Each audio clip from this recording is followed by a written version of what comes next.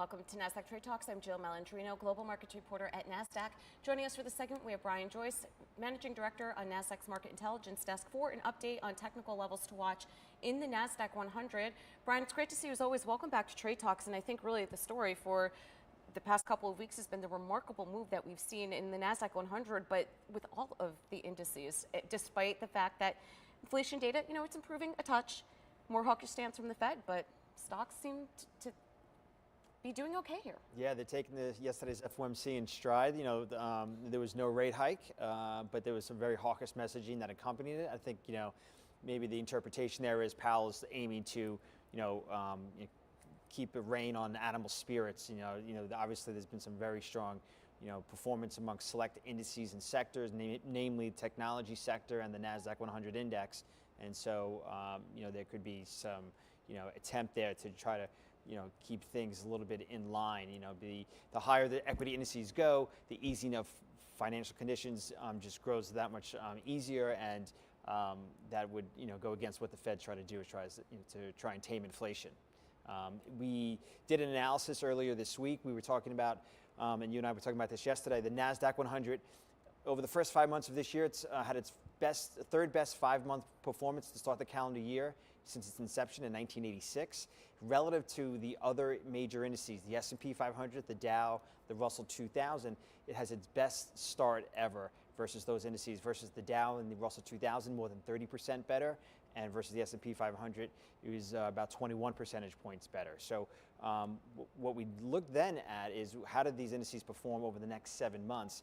Not only did the Nasdaq 100 do very well, up 9 out of the last 10 years, the last 10 occasions where it had record outperformance, for an average return of over 7 months of 17%. But the S&P was up also 9 out of 10 years, average return 10%. The Dow was up 8 out of 10 years, average return 10% as well. And the Russell 2000 was up 8 out of 10 years, average return 8%.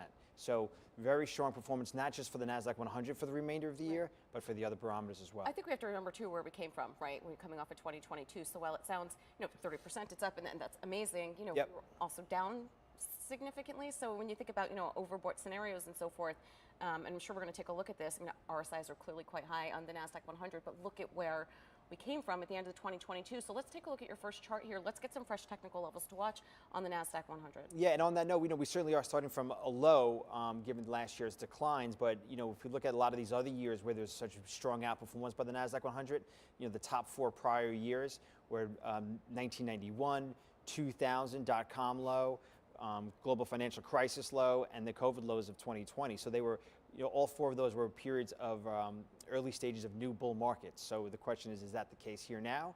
It doesn't seem like it, given what's going on in the rate environment and how so many stocks are not participating in this rally. But it remains to be seen if a rising tide lifts all boats is something that applies here. So right now, the Nasdaq 100, we're up almost 40% year to date. So tremendous move right now. We're at a very, I think, key price level right here. We're bumping up against the highs that we saw in February and April of 22, which were very early stages of the 22 downtrend.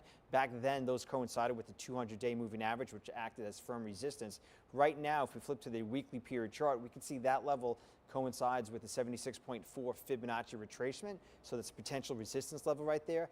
Given that, as you noted, the RSIs are very much elevated. The daily RSI is 78 and the weekly is about 76. It's certainly, or actually it's 77 now. So it's certainly, if you're a short-term investor, you're looking to move in, this may be a period where maybe some profit taking, is in the cards over the near term. It just makes you think, though, if you're a money manager, right, and you're worried about concentration risk in those 7 to 11 names, let's call it. Sure. Not only do they have a weighting in the Nasdaq 100, but they also, in the S&P 500 as well, there's a significant weighting there. A lot of these managers, they're benched to that, right? So that's where that's how their performance is measured. I mean, it makes you wonder, do they have to be in these names in order to even get close when it comes to performance, if they have to put money to work? Yeah, it's definitely been a tough year for the active money managers. If you're passive and you're in the weighted indices, you're most likely outperforming. So that's something that the active managers are going to have to contend with. And maybe what they're doing now is chasing performance, but we are seeing better breadth. So as you noted, right here is the Nasdaq equal weight index. This is an equal weighted index of the Nasdaq 100. We could see this is continuing its breakout that we've been highlighting in the last couple of meetings here. If we look at the S&P 500, this indexes this week breaking out above its August 22 highs. Even if you look at the Russell 3000, right? So the 3,000 stocks in this index, this is now beginning to break out above its August 22 highs. So we are definitely seeing improving breadth, and that's what that data supports that we look back on over the 10 prior years of record relative performance by the Nasdaq 100. And we're still not seeing great performance out of the small caps, but we don't necessarily need to for a broader bull market. This is a ratio of the Russell 2000 over the S&P 500. We go back to 1983 here at this top. From 1983 all the way to 1999, 2000, we could see for the most part of nearly 2 decades, the Russell 2000 underperformed the S&P 500. Which is interesting because classically you think of the small caps as a barometer for the economy, but then I think we spoke about this last week. The way our economy is measured is very different than it might have been when energy and financials were more of a heavyweight within the indices, the Russell and S&P 500. Everything's more technical now when we think about the way the economy is going. I mean, it's all about technology. Yeah, certainly it's embedded in a lot of the I want to say emerging industries, but say the old school cyclicals like industrials and things like that, certainly embedding technology more and more so into the way they manufacture products and everything and run their businesses.